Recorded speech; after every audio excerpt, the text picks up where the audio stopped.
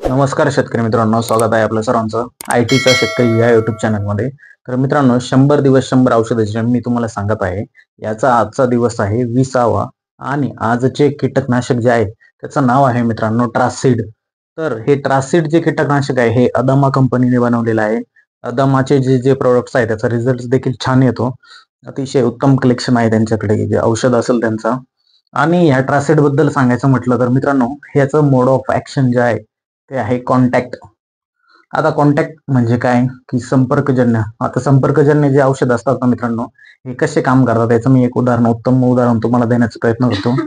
ज्या ज्या वेळेस काय होतं की पानावरती म्हणा किंवा तुमच्या झाडाच्या कुठल्याही पार्टवरती ज्या वेळेस ते औषध पडतं, त्याचा फवारा पडतो, तुम्ही ज्यावेळेस फवारा मारता ना त्यावेळेस त्या औषधाच्या संपर्कामध्ये जे जे कीटक येतात किंवा त्या झाडाच्या पार्टच्या संपर्कामध्ये जे जे कीटक येतात ना, त्या कीटकांनी ज्यावेळेस अन्न पदार्थ तिथं खाल्ले, तर फिडिंग केलं, रस शोषक किडी असेल तर रस तिथला शोषल्यानंतर किंवा पाला पाचोळा खाल्ल्यानंतर त्या किडींच्या मज्जासंस्थेपर्यंत परिणाम होतो. आपली जी मज्जासंस्था असते, 6वीच्या पुस्तकात, 8वी 10वीच्या पुस्तकात देखील आहे मज्जासंस्थेवरती परिणाम कसा होतो किंवा मज्जासंस्थेचं काम कसं असतं हे देखील दिलेलं आहे. ज्यावेळेस आपल्या बॉडीमधनं इलेक्ट्रिकल सिग्नल ट्रान्सफर होतो ना मेंदूकडे, मज्जासंस्थेकडे, त्यावेळेस इलेक्ट्रिकल सिग्नल, केमिकल सिग्नल जातात ना, आपल्या बॉडीला आपल्याला कसं समजतं की काही गोष्ट होणार असेल किंवा आपल्या मेंदूला जे सिग्नल जातात ना, तसे त्या किडींच्या मेंदूपर्यंत, मज्जासंस्थेपर्यंत सिग्नल जाता की विषबाधा होते, बरोबर. हे जे पॉइझनस जे फिडिंग करतात म्हणजे त्यांच्या पोटामध्ये पॉइझनस जातं, त्यानंतर पोटामधून सिग्नल मेंदूच्या मज्जासंस्थेपर्यंत जातात आणि त्या ठिकाणी त्या मज्जासंस्थेवरती परिणाम होतो. परिणामी काय होतं, ते खाणं पिणं सोडून जातात, त्यांना पॅरालिसिस लागू होतो आणि ते मृत्यू पावतात, बरोबर. म्हणजे शेतकऱ्याचं होण्याचं नुकसान आहे आपल्याला तिथं असं अचीव होतं. आता म्हणजे अळी कशी मरते किंवा कीटक कसा मरतात हे आपल्याला इथं समजून गेलं असेल. तर हे झालं तुमचं कॉन्टॅक्ट, जे म्हणतो आपण संपर्कजन्य.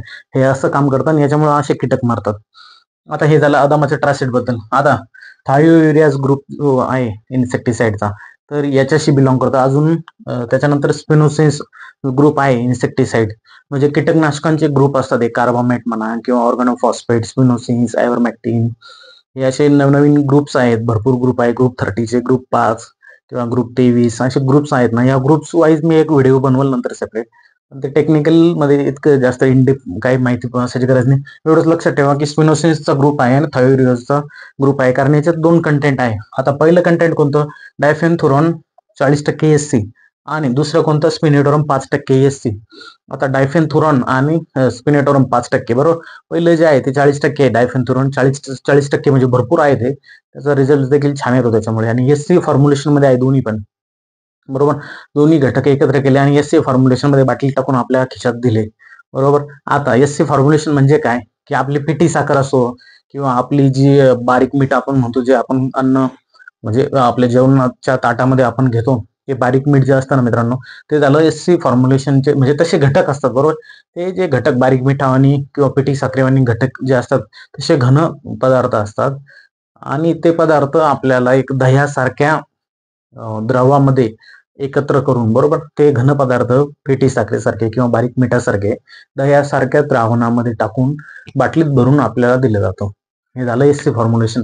आता ज्यावेळेस तुम्हाला फवारा मारायचा किंवा ज्यावेळेस आपल्याला औषध प्लॉटमध्ये जाऊन आपल्याला याचं ऍप्लिकेशन करायचं म्हणजे वापरायचं, त्यावेळेस काय करायचं आपण की पाण्यामध्ये टाकल्यानंतर याला काडकीने किंवा कसल्या काठीच्या सहाय्याने एकदम सटीक पद्धतीने एकदम व्यवस्थित काढून घ्यायचं, व्यवस्थित हलवून घ्यायचं, त्यानंतर ते मिक्स होतं पर्टिक्युलरली.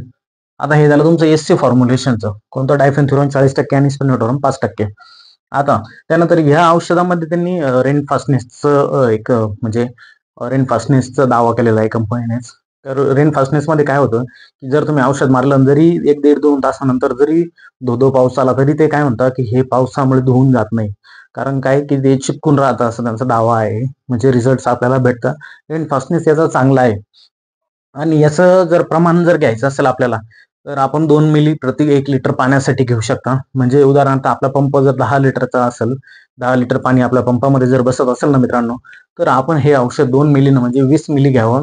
त्यानंतर जर आपला पंप 15 लिटर पाण्याचा असेल, तर आपण 30 मिली औषध घ्यावं. आपलं पंप जर आपला 20 लिटर पाण्याचा असेल, 20 लिटर पाणी जर आपल्या पंपामध्ये बसत असेल, तर आपण मोजून 40 मिली औषध घ्यावं. तर हे झालं याचं प्रमाण. रेनफास्टनेसही सांगितलं. आता हे जे औषध आहे मित्रांनो, हे कोणकोणत्या अळींवरती, किडींवरती, कशावरती काम करतं हे बघूया आपण. तर पहिलं आहे थ्रिप्स, त्याच्यानंतर पांढरी माशी आणि कॅटरपिलर. आता थ्रिप्समध्ये सगळ्या म्हणजे या पिकांमध्ये कापूस असो, मिरची असो, या दोन्ही पिकांवरती मिरचीवरती तर हमखास आपल्याला ऑगस्ट, सप्टेंबर नंतर आपल्याला थ्रिप्स वगैरे दिसतात. आपल्या हिवाळ्यामध्ये जास्त दिसतात जास्त करून. तर कारण त्याचे पानं बारीक असतात, थ्रिप्स लवकर येऊन रस शोषण करतात. त्यांना इझी पडतं. त्यामुळे कोकडा वगैरे हे जे रोग आहे हे वाढतात मित्रांनो. त्यावेळेस मिरचीमध्ये या औषधाचा एकदम छान रिझल्ट आपल्याला बघायला भेटतो ट्रासिडचा. आणि पांढरी माशी जी आहे, आता सध्याच्या पिरियडमध्ये सगळीकडे पांढऱ्या माशीचा प्रादुर्भाव आहे. आता म्हणजे या महिन्यामध्ये सप्टेंबरमध्ये भरपूर ठिकाणी आपल्याला पांढरी माशी बघायला भेटते.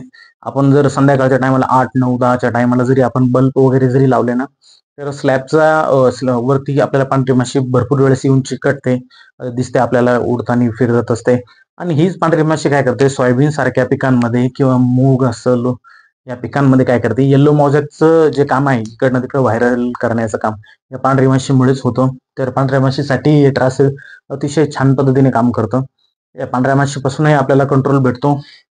आता त्यानंतर कॅटरपिलर. आता कॅटरपिलर अळी जर आपण बघितली असेल किंवा नसेल, तर ह्या चॅनलच्या शॉर्ट्स व्हिडिओजमध्ये कॅटरपिलरचा मी एक लाईव्ह प्लॉटवरती जाऊन व्हिडिओ दाखवलेला आहे तुम्हाला.